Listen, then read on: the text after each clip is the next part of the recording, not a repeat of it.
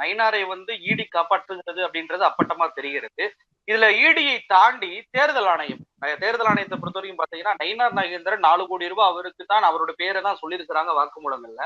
அப்படி இருக்கும்போது தேர்தல் ஆணையம் அவரை வந்து தகுதி நீக்கம் செய்யவே இல்லை. ஆனால் சம்பந்தமே இல்லாம விருதுநகர் தொகுதியில் போட்டிட்ட மாணிக் தாக்கூர் அவரை வந்து நாங்க தகுதி நீக்கம் செய்யக்கூடிய அந்த விஷயத்துல ஒரு வாரத்துல முடிவெடுக்க போறோம் அப்படின்னு சொல்லி தேர்தல் ஆணையம் சொல்லியிருக்கிறாங்க. இது எப்படி பாக்குறீங்க? இல்ல, முதல்ல சொன்னதுதான். அவங்களுக்கு வேண்டியவர்கள் என்றால் எந்த நடவடிக்கையும் எடுக்க மாட்டார்கள், வேண்டாதவங்கன்னா எல்லா நடவடிக்கை எடுப்பாங்க. இப்போ 2019 நாடாளுமன்ற தேர்தலுக்கான நடவடிக்கை நடந்து கொண்டிருக்கும் பொழுது வேலூர்ல வந்து அன்றைய திமுக வேட்பாளராக இப்போது வேலூர் நாடாளுமன்ற உறுப்பினராக இருக்கக்கூடிய கதிரானந்த் தொடர்புடைய இடங்கள்ல வந்து சோதனை நடத்தணும், பணம் வந்து பிடிபட்டு இருக்கிறது என்று சொல்லி தேர்தலையே தள்ளி வைத்தார். அப்போ இதன் மூலமாக அவங்க என்ன பண்ண நினைச்சாங்கன்னா, திராவிட முன்னேற்ற கழக கூட்டணி வேட்பாளர்களுக்கு ஒரு அச்சுறுத்தலை ஏற்படுத்த வேண்டும் அப்படிங்கிறதுக்கான வேலையை வந்து அவர்கள் செய்தார்கள். ஆனால் இப்போது வந்து பாத்தீங்கன்னா பணம் வந்து அது எங்க, உங்களுடைய ரயில் நிலையத்தில், அதாவது ஒன்றிய அரசினுடைய கட்டுப்பாட்டில் இருக்கக்கூடிய ரயில் நிலையத்துல பணம் பிடிக்கப்பட்டிருக்கு. அதை வந்து கொண்டு வந்தவர் நயினாருடைய, அவரிடம் வேலை பார்க்கிற அவருடைய மேலாளரும் அவருடைய பணியாளர்களும். அவர்கள் இதற்காகத்தான் பணம் எடுத்தவங்கிறத ஒத்துக்கிட்டு இருக்காங்க. இருந்தாலும் கூட அந்த தேர்தல் தள்ளி வைக்கப்படவில்லை. நயினார் வந்து தகுதி நீக்கம் செய்யப்பட வேண்டும் என்று எல்லோரும் வலியுறுத்தினார்கள். அதற்கு எந்த பதிலும் இல்லை. அதே போல குறைந்தபட்சம் அமலாக்கத்துறை ஒரு வழக்கு பதிவு செய்து அந்த வழக்கை விசாரிக்கும்னு பார்த்தா அதையும் விசாரிக்க முடியாதுன்னு சொல்லிட்டாங்க. ஆனால் இப்படி இருக்கிற சூழலில் மாணிக் தாக்கூர் அவர்கள் வந்து வேட்பாளராக தகுதி நீக்கம் செய்ய வேண்டும் அப்படின்னு ஒரு வழக்கு வந்து பாஜகவினுடைய மதுரை மேற்கு மாவட்ட தலைவர் சசிகுமார் அவர்கள் அந்த வழக்கை தொடர்றார். இதுல என்ன அப்படின்னா, மாணிக் தாக்கூருடைய தொடர்புடையவர்கள் என்று சொல்லப்படக்கூடிய சிலரிடமிருந்து நாங்க வந்து பணம் வந்து பிடிச்சிருக்கோம், அதனால வந்து அவங்க மேல வழக்கு பதிவு செய்யப்பட்டிருக்கிறது, அதனால வந்து அவர் மாணிக் தாக்கூர் வந்து வேட்பாளராக இருக்கக்கூடாது, அவரை தகுதி நீக்கம் செய்யணும் அப்படின்னு சொல்றாங்க. ஏன்னா அவர் வந்து அகில இந்திய காங்கிரஸ் கமிட்டியினுடைய செயலாளராக இருக்கிறார், இன்றைக்கு நாடாளுமன்றத்திலே காங்கிரசினுடைய கொறடாவாக இருக்கிறார். அப்போ இப்படி ஒரு காங்கிரஸில் ஒரு தீவிர செயல்பாடோடு இருக்கிறார் என்பதற்காக அவரை வந்து அச்சுறுத்த வேண்டும். அதே போல விருதுநகரில் கிட்டத்தட்ட அவருடைய வெற்றி என்பது உறுதி செய்யப்பட்டு விட்டது. ஆக இப்படி இருக்கிற நிலையில வந்து நாங்க அவர் மேல வந்து ஒரு நடவடிக்கை எடுக்கணும் அப்படிங்கிறதுக்காக அந்த வழக்கு வந்து தொடரப்படுது. இங்க வந்து தேர்தல் ஆணையம் என்ன சொல்லுதுன்னா, நாங்க ஒரு வாரத்தில் நாங்க வந்து முடிவு செய்து நடவடிக்கை எடுப்போம் அப்படின்னு சொல்லுது. அதை ஏற்றுக்கொண்டு அந்த வழக்கு வந்து முடித்து வைக்கும். இதுல இன்னொரு மிக வேடிக்கையான ஒரு இது என்னன்னா, இந்த பாஜக மேற்கு மாவட்ட தலைவர் சசிகுமார் வெறும் வந்து விளம்பரத்துக்கு தான் அந்த வழக்கை தொடர்றார். ஏன் அப்படின்னா, அவர் மீது வந்து பாஜகவிற்குள்ளாகவே ஒரு புகார் எழுந்திருக்கிறது.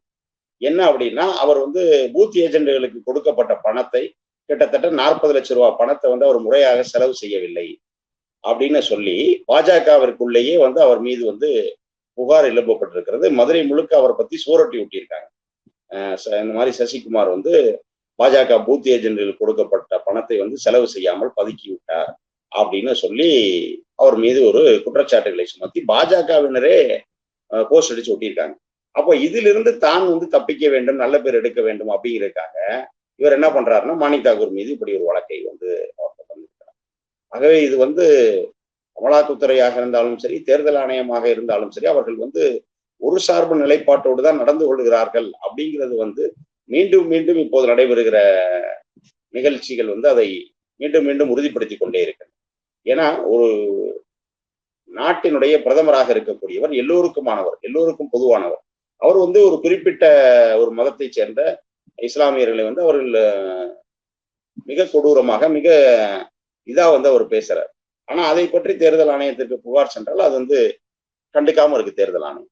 ஆக இப்படி இருக்கக்கூடிய நிலையில அப்ப அவர்களுடைய செயல்பாடு என்பது வந்து இப்படித்தான் ஒரு நேர்மையற்ற முறையிலே ஒரு சார்பு செயல்பாட்டோடு தான் இருக்கும் அப்படிங்கிறத வந்து அவர்கள் தொடர்ந்து காட்டிக் கொண்டிருக்கிறார்கள். அதை மக்களும் பார்த்து கொண்டிருக்கிறார்கள்.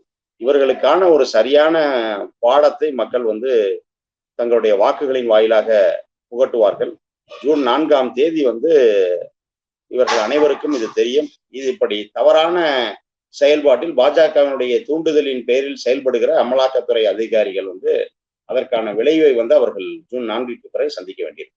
இதே மணல் குவாரி ரைட்ல தான் அங்கி திவாரி என்ற அதிகாரி லஞ்சம் வாங்கி சிக்கியதெல்லாம் நம்ம பார்க்க முடிஞ்சு. அப்படிப்பட்ட ஈடு என்பது இன்றைக்கு அண்ணாமலைக்கு உதவுகிறார்கள் என்பதற்காக அந்த மணல் குவாரி அதிபர்களை காப்பாற்றக்கூடிய வேலையில் ஈடுபட்டு கொண்டு தமிழ்நாட்டு அரசுடைய கலெக்டர்களை, அவர்கள் இந்த விஷயத்தில் எதுவுமே செய்ய முடியாது, அரசு என்ன சொல்கிறதோ அதை மட்டும் தான் சொல்ல முடியும், ஆனால் அவர்களை குற்றவாளியாக்கக்கூடிய வேளையில் இந்த இடி செயல்படுகிறது. குற்றவாளியாக்கக்கூடிய வேலையை தாண்டி இவர்களை ஒரு தரம் தாழ்ந்த முறையில் அலைக்கழிக்கக்கூடிய வேலை, இந்த ஆபீஸ்க்கு வா, அந்த ஆபீஸ்க்கு வா என்று அலைக்கழிக்கக்கூடிய வேலையிலும் மன ரீதியான அவர்களுக்கு உளைச்சல் கொடுக்கக்கூடிய வேலையும் செய்யக்கூடிய இந்த இடி நயினார் நாகேந்திரன் நேரடியாக சட்டவிரோத படைப்பரிமாற்றம் 4 கோடி ரூபாய் பிடிபட்டும் கூட அவர் மீது எந்த நடவடிக்கையும் நாங்கள் எடுக்க முடியாது என்று நேரடியாக கோர்ட்லேயே சொல்லக்கூடிய விஷயங்கள்லாம் பார்க்கிறோம். இங்க இடியை தாண்டி தேர்தல் ஆணையமே பாஜகவுடைய வேட்பாளர்களை காப்பாற்றக்கூடிய வழியில நம்ம பார்க்க முடியுது. நயினார் நாகேந்திரன் இவ்வளவு கோடி ரூபாய் பிடிபட்டும் கூட தேர்தலை ஒத்தி வைக்கல, அவரை தகுதி நீக்கம் செய்யல. ஆனால் மாணிக் தாக்கூர் அவர்களை தகுதி நீக்கம் செய்வோம் என்று ஒரு வாரத்தில் முடிவு செய்வோம் என்று தேர்தல் ஆணையம் சொல்லக்கூடியதெல்லாம் நம்மளால பார்க்க முடிகிறது.